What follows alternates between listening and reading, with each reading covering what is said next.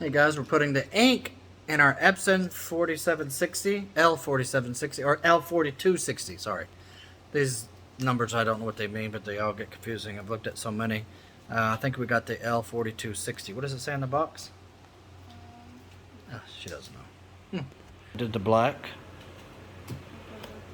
Now we're doing the L4260. 4260, I was right. Very nice, guys. I'm happy at our selection. Got extra ink. Total for the printer was 13,000 plus, with the extra ink cartridges for the black, the magenta, the yellow, and the what is it? Salenta? Salente? What is it called? The other color?